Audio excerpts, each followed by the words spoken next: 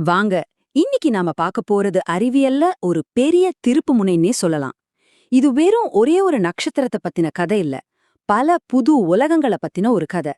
வேற்று கிரக உயிர்களை தேடுற நம்மளோட மொத்த தேடலையுமே மாத்தி அமைக்கக்கூடிய ஒரு நம்ப முடியாத கண்டுபிடிப்பை பத்தி தான் விரிவா பார்க்க போறோம். இந்த நம்பரை பாருங்க, 0. என்னடா இதுன்னு பாக்குறீங்களா? ஒரு 30 வருஷத்துக்கு முன்னாடி நம்ம சூரிய குடும்பத்துக்கு வெளியே எத்தனை கிரகங்கள் இருக்குன்னு கேட்டிருந்தா இதுதான் பதில். ஆச்சரியமா இருக்குல்ல? ஒண்ணு கூட இல்ல. அதான் அப்போதைய அறிவியல். ஆனா இன்னைக்கு அந்த 0 ஒரு மிகப்பெரிய நம்பரா மாறிடுச்சு. 5300க்கும் மேல. டெக்னாலஜியோட வளர்ச்சியால நாம இப்போ வானியலோட ஒரு பொற்காலத்துல இருக்கோம் சொன்னா அது மிகையாகாது. இதுதான் நாம இன்னைக்கு பேச போற விஷயத்தோட ஆரம்ப புள்ளி. சரி, இவ்ளோ கிரகங்கள் இருக்கு. எதுல உயிர் வாழ முடியும்னு எப்படி கண்டுபிடிக்கிறது? அதுக்கு தான் விஞ்ஞானிகள் ஒரு ஸ்பெஷல் ஏரியாவை தேடுறாங்க. அதுக்கு பேர் தான் வாழத்தகுந்த மண்டலம், இல்லனா செல்லமா கோல்டிலாக் ஜோன்னு சொல்வாங்க. சிம்பிளா சொல்லணும்னா, இந்த கோல்டிலாக் ஜோனுங்கிறது ஒரு நட்சத்திரத்துல இருந்து கரெக்டான தூரத்துல இருக்கிற ஒரு இடம். ரொம்ப சூடாவும் இருக்காது, ரொம்ப குளிராவும் இருக்காது. அங்க தண்ணி திரவ நிலையில, அதாவது லிக்விடா இருக்க முடியும். உயிர் உருவாகிறதுக்கு இதுதான் முதல் மற்றும் மிக முக்கியமான தேவை, இல்லையா? இப்போ வாங்க, நம்ம தேடல ஒரு குறிப்பிட்ட இடத்துக்கு கொண்டு போலாம். பூமியிலிருந்து வெறும் 23 ஒளி ஆண்டுகள் தூரத்துல கிளிஷே 667ன்னு ஒரு விசித்திரமான சிஸ்டம் இருக்கு. அங்க விசித்திரம் என்னன்னா, அங்க 1 இல்ல 2 இல்ல 3 சூரியன்கள் இருக்கு. இந்த டேபிள பாருங்க. இதுல கிளேசேஸ் 667 சின்ற நட்சத்திரம் தான் ரொம்பவே சின்னது, குளிர்ச்சியானது, ரொம்ப மங்கலானதும் கூட. நம்ம சூரியனோட ஒப்பிட்டு பார்த்தா அதோட நிறை வெறும் 33%, வெளிச்சம் வெறும் 1.4% தான். இத பார்த்தா இதுல என்ன பெருசா இருந்துற போகுதுன்னு தான் நமக்கு தோணும். ஆனா சொல்வாங்களே, தோற்றத்தை வச்சு எதையும் எடை போடக்கூடாதுன்னு. அந்த மாதிரி இந்த சின்ன நட்சத்திரம் ஒரு பெரிய புதையலையே ஒழிச்சு வச்சிருக்கு. ஆமாங்க, இத சுத்தி ஒரு பெரிய கிரக கூட்டமே இருக்கு. அதுவும் சாதாரண கிரகங்கள் இல்ல, சூப்பர் எர்த்னு சொல்லப்படுற ஒரு ஸ்பெஷல் டைப் கிரகங்கள் இங்க கொட்டி கிடக்கு. உடனே உங்களுக்கு ஒரு கேள்வி வந்திருக்கும். என்னதே இந்த சூப்பர் எர்த்? எதுக்கு விஞ்ஞானிகள் இதுக்கு இவ்ளோ முக்கியத்துவம் கொடுக்கறாங்க? சூப்பர் எர்த்னா சிம்பிளா நம்ம பூமியை விட பெருசு. ஆனா நெப்டியூன் மாதிரி பனி ராட்சசர்களை விட சின்னது. முக்கியமா இதுங்க பாறைகளால ஆன உலகங்களா ஒரு வளிமண்டலத்தோட இருக்க வாய்ப்பு இருக்கு. இதுதாங்க விஞ்ஞானிகளோட கற்பனையும் ஆர்வத்தையும் பயங்கரமா தூண்டுற விஷயம். சரி, இந்த சிஸ்டத்தோட ஸ்டார் பிளானட் எது தெரியுமா? கிளீசிஸ் 667c. இதோட ப்ரொஃபைல பாருங்க.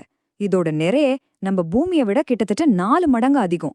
அதோட நட்சத்திரத்தை வெறும் 28 நாள்ல ஒரு ரவுண்ட் வந்துடுது. அடேங்கப்பா! முக்கியமா இது கரெக்டா அந்த வாழத்தகுந்த மண்டலத்தோட உள் விளிம்புல இருக்கு. அதோட பூமி ஒத்துமை குறியீடு பாருங்க, 0.85. இது ரொம்ப ரொம்ப நம்பிக்கையான ஒரு நம்பர். விஞ்ஞானிகள் இதுக்கு ஒரு பட்டப்பேரே வச்சிருக்காங்க. என்ன தெரியுமா? புறக்கோள்களின் புனித கிண்ணம்.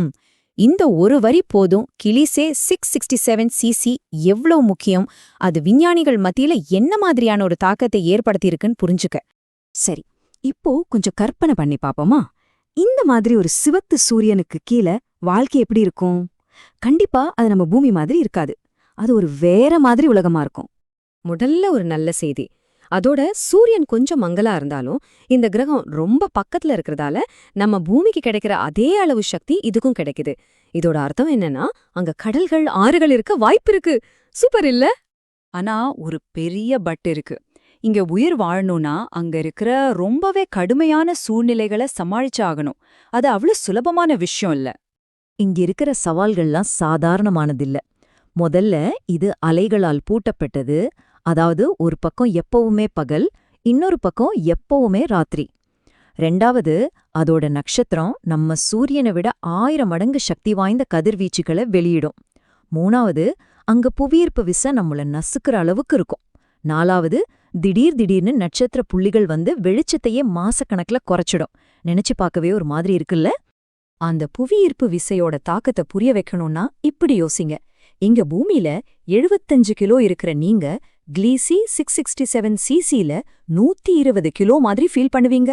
ஒவ்வொரு அடி எடுத்து வைக்கிறதும் ஒரு பெரிய மலைய தூக்குற மாதிரி இருக்கும். சும்மா யோசிச்சு பாருங்க எவ்ளோ கஷ்டமா இருக்கும்னு.